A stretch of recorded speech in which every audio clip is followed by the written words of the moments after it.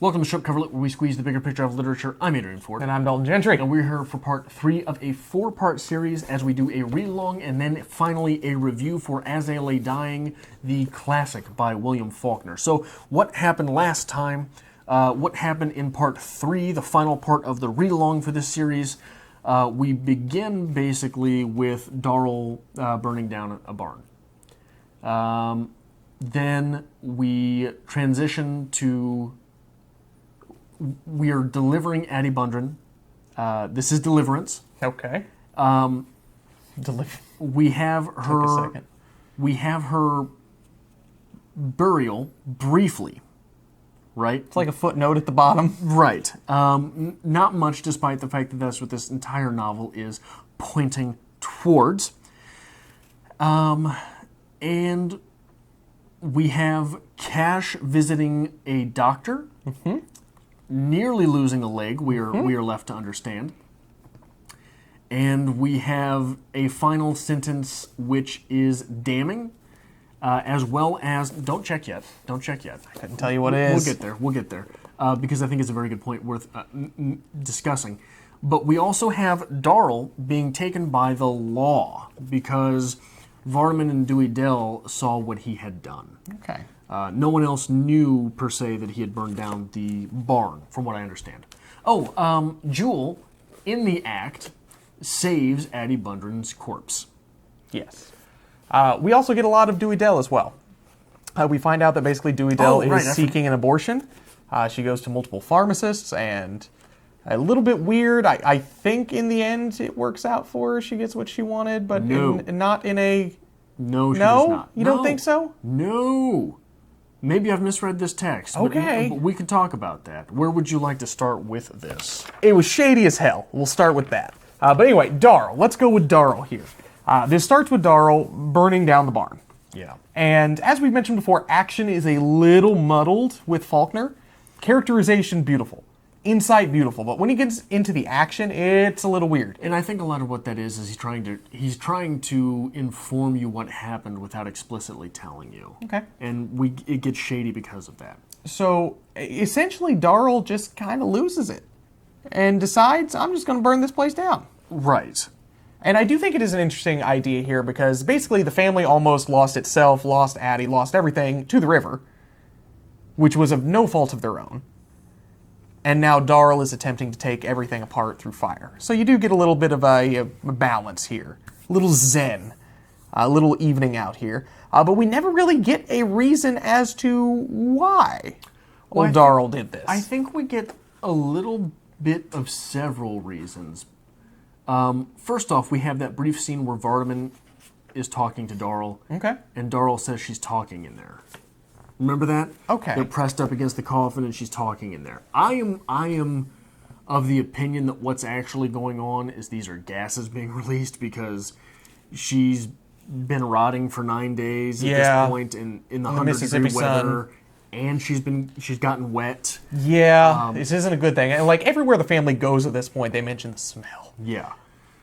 So I think that that's what's going on there. Not that Darl is strictly going crazy, but is not making things up, but he's definitely crazy enough to misinterpret those things as his mother whispering to him. Okay. Now, at the beginning of this book, this is my first read-through. Didn't know this was coming. I interpreted Darl as a bit of a dreamer, the artistic one. He a little strange for sure, but seemed insightful. Darl was an interesting man. Darl had a gift. No, Darl's just batshit crazy. Is he, though? Is Darl batshit crazy? 253, one of the last chapters we get Darl. Darl doesn't know who Darl is. Darl has gone to Jackson. They put him on the train. Darl is outside of himself at this point. But where does that come from? Where does that come from? That comes immediately preceding that. From Vardaman? Is Vardaman talking about Darl going to Jackson? Darl was my brother. Darl. And we have several times where Darl knows things that he's not supposed to. So Darl's not inside his own head. This is something supernatural in the text. Okay. This is not 100% realism. This is something supernatural in the text. Darl is not just crazy, he is haunted. Okay, haunted's a good way to put it. I believe at one point I even said in my notes somewhere about haunting. because it is interesting to figure out what the hell is going on with him. Because he is just all over the place. Yeah. And then in the end, it's even worse. He doesn't stop laughing. All he says is yes. Oh boy. Yeah, Darl is a very tragic figure. Okay. Because I'll get into this argument a little bit later, but I want you to read that last sentence. Is the last sentence with the teeth and the new Mrs. Addie Bundren? Is that... Just read it. Just read it out loud. Well, let me find it. I wasn't prepared. Yes, it is. It's Cash and Jewel, and Vardaman and Dewey Dell, Pa says. Kind of a hand dog and proud, too, with his teeth and all. Even if he wouldn't look at us. Meet Mrs. Bundren, he says. That's a marriage. Yeah. You're a theater guy. What kind of story ends with a marriage? Oh, it's not a tragedy. It's the comedy. This is the happy ending. This is a comedy. All of these kicks in the gut. Cash is not going to be Cash of old. Okay. Jewel lost his horse, the one thing he loved in this world. Dewey Dell is both pregnant and got raped. Darl is taken away for life. Am I missing anyone?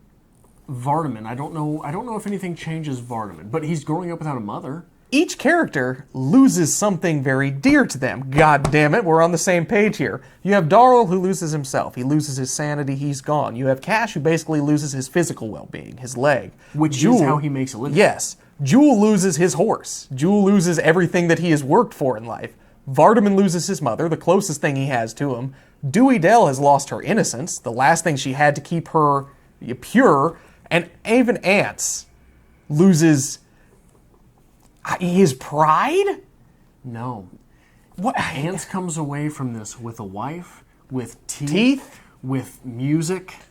Ance wins the day. This is Much Ado About Nothing. Let's bring out the music and let's have a party in the end. It really is. But every character suffers and loses a part of them. You're right, except Ance. That is why I had such a guttural reaction when you said, I don't know if Ance is a bad guy early on in this. Okay. But I couldn't tell you why at the time. Fair. Okay. No, actually, that was one of my points for this reading here, is like every character suffers in this. Every character loses something that changes them.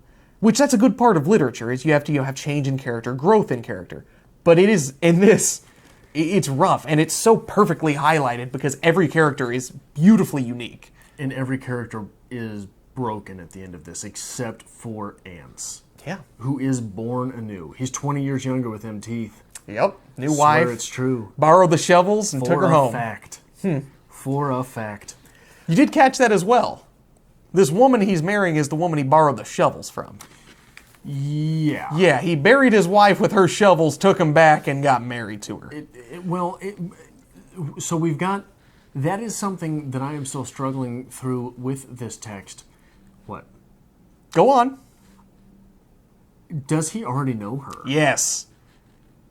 Why is Ance trying to get to Jefferson so badly? Well, for the teeth. Well, he got the teeth. teeth. The teeth are there. But you don't immediately go to the first person there to borrow a shovel and marry her an hour later. Especially when we have the argument shortly before that, send Vardaman.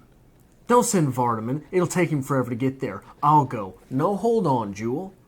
Hold on, Jewel. I reckon I better go. The first time we ever see Ance putting forward any physical effort, any effort towards anything. No, absolutely, Ance knows this woman. I think that's absolutely. I think that's absolutely true. Another thing that I struggle with here: did he ever make the promise to Addie to take her back to Jefferson? I'm going to assume not. Right. This whole thing is basically Ance using his family and using this illusion of a promise to his dead wife to make it to Jefferson, to get his teeth, and to marry this new woman. So, like, you were right. Like, in the beginning, I'm like, well, maybe Ance is just a character of his own circumstance. Doing the best he can, but, like, just down. No, Ance is a terrible person. This whole thing, you're right. It is a comedy. It's a comedy centered around Ance. Yeah. Which is terrible and heart-wrenching. Will someone make an image of the comedy of ants now? Like picnic ants? That's all I want, because that's all I can think about.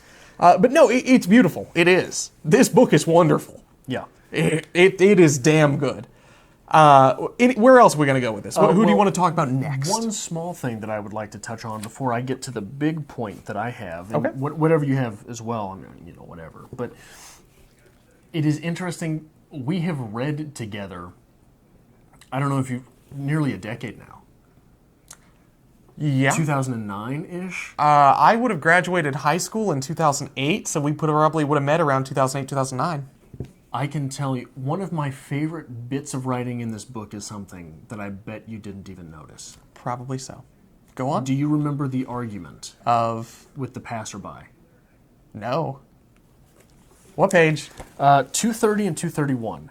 We have Jewel, who screams at a couple black men and that they pass, and there is a white man leading those black men around. Okay. The white man thinks Jewel is yelling at him. Mm-hmm. They get into an argument. The guy pulls a knife. Yep. Ants gets embarrassed.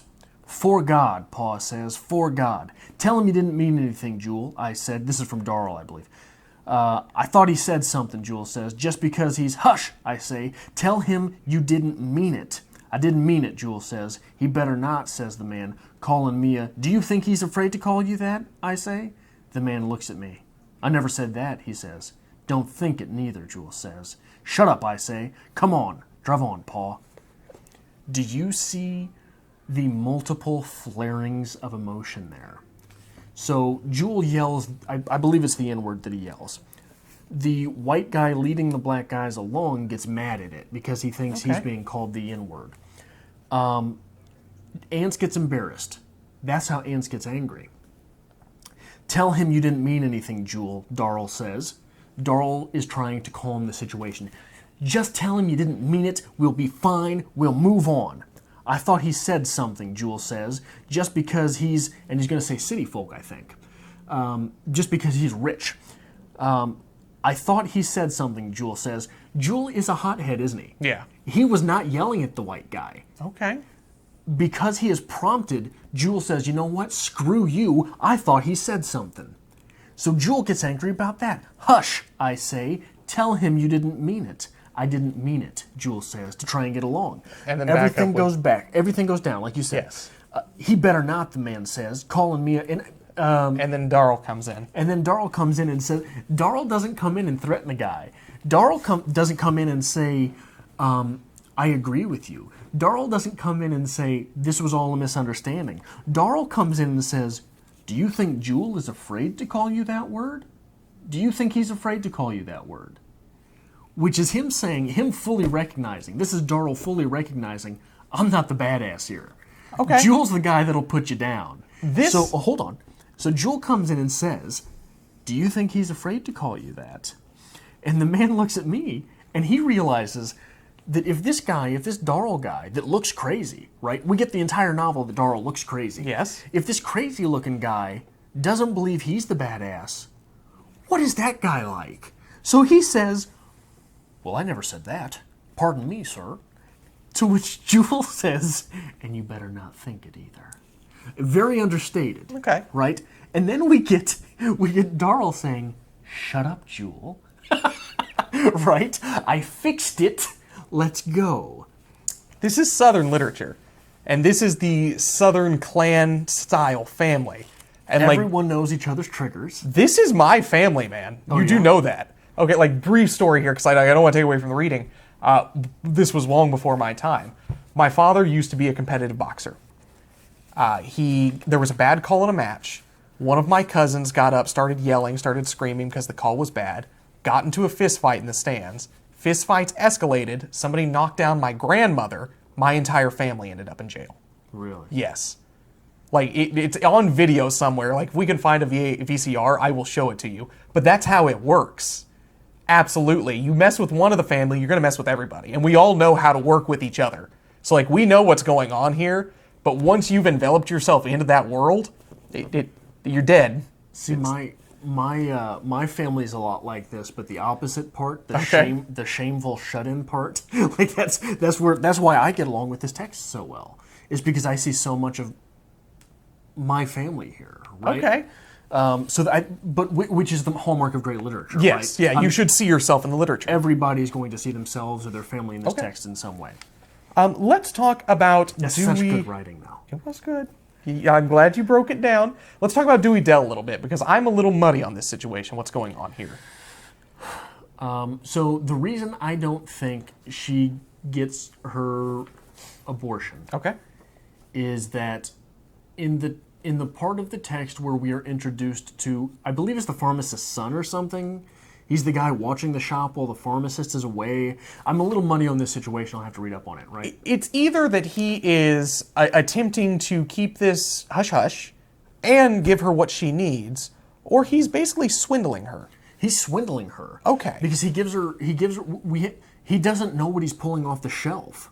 Okay. He doesn't know what he's pulling off the shelf, and he says, yeah, you got to take, remember he has the line, any man who's going to keep something that two of could kill you on the shelf isn't fit to be in business anyhow, something like that.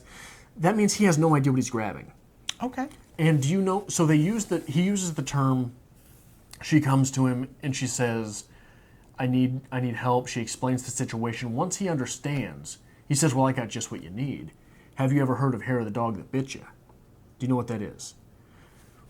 It's an old term used to remedy, well, not used to remedy, but is what you say when you wake up with a hangover. Okay. Yeah, hair of the dog. Sometimes you take a couple shots. Yeah. I've never heard hair of the dog that bit you, but hair of the dog, absolutely. That's hair of the dog. What is hair of the dog that got you into the situation where you're pregnant? It's sex.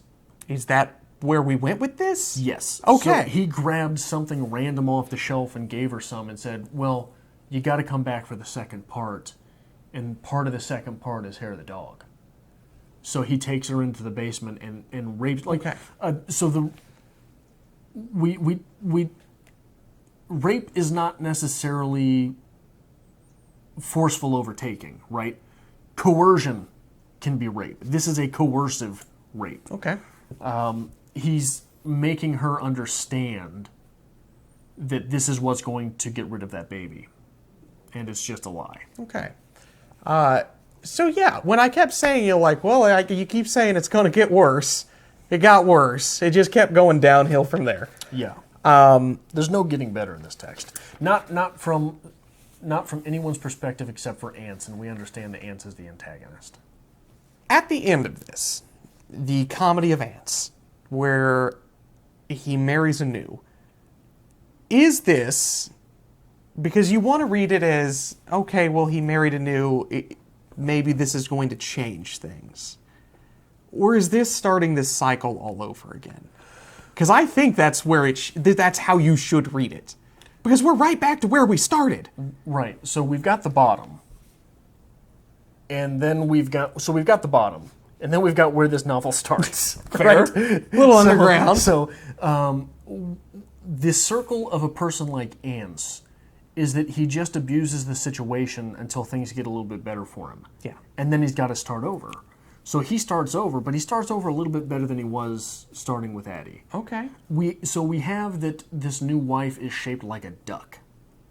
What does that suggest? Wide hips, which would stereotypically be at this time good birthing. Good birthing, but probably also she's got a little more weight on her. Okay, that's a good thing as well at this point in time. She has the means to feed herself well. She lives in the city. Mm-hmm. She has tools. So the confusing part for me is we have Cash at the end thinking of home. Okay. Thinking of the old estate and how good this music is going to sound there.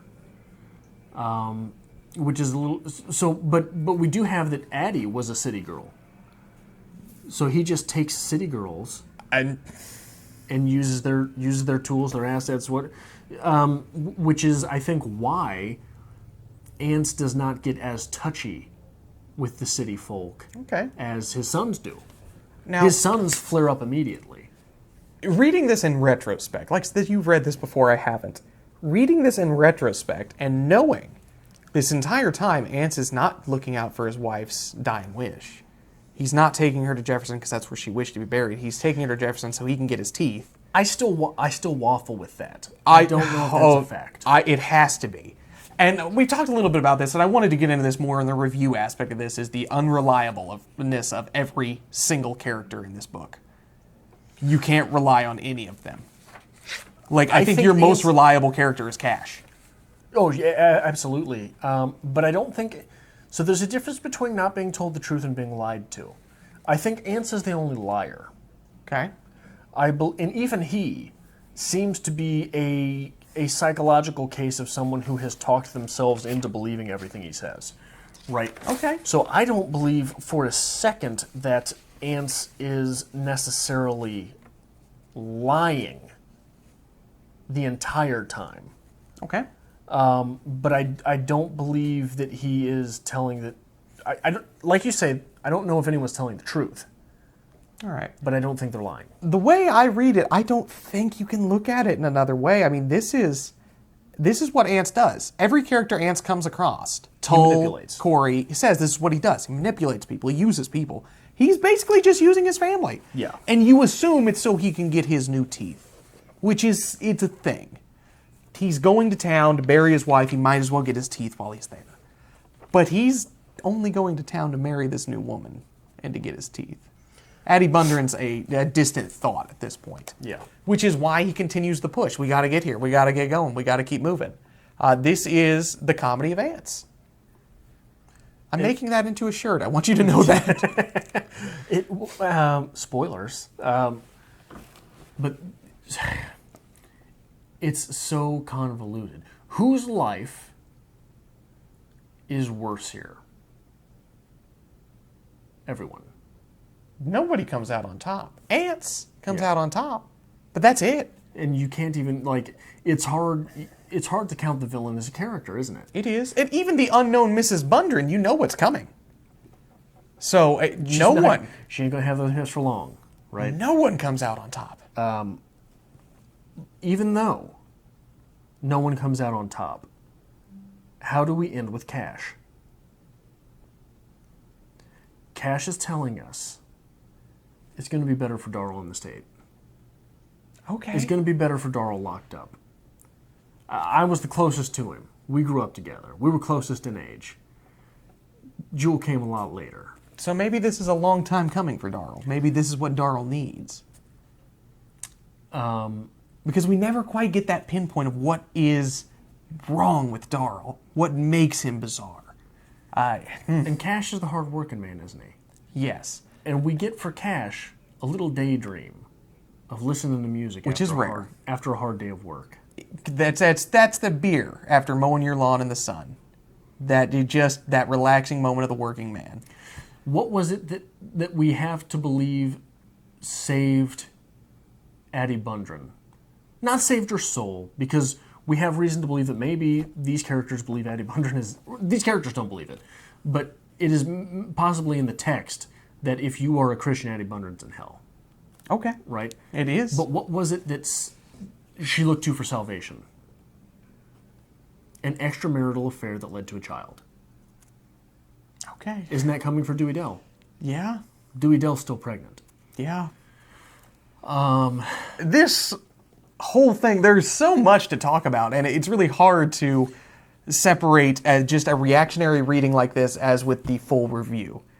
But just damn. Right. So one of the great things about this text, that first video we did on this text was 30 minutes. Yes. The second was 45. Yes. We could go for another 45 here if we wanted to. Absolutely. That review could be an hour. It could. And we wouldn't stop talking about things. Okay. There's so much in here to do. Let's cut it here. Let's come back next week and let's hit that review. Because I don't know if there's much more I really just want to talk about as reactions to this piece, as more so breaking down the piece itself. Okay. Okay. So we will be back next week with a full review of William Faulkner's As I Lay Dying. And we're going to hit this hot and heavy because I always say I like books that hurt. I don't know if one hurts more than this. This is up there. Okay. This is certainly up there. A Farewell to Arms has a bit at the end, which is... so yeah, A Farewell to Arms is one that will hit you. Other than that,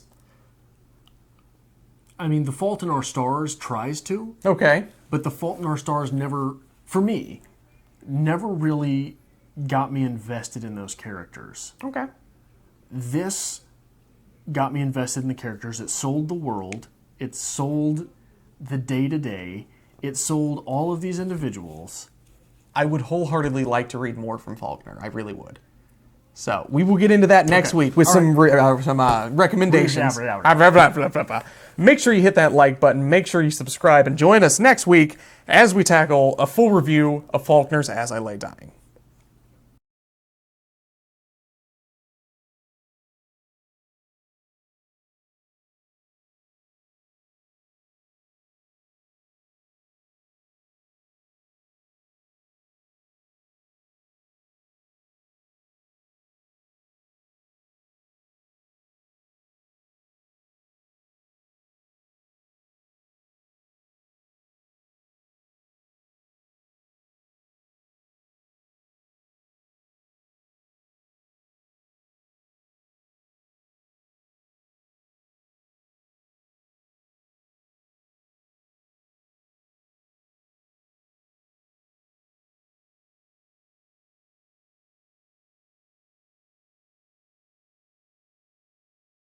Let's talk about Darl.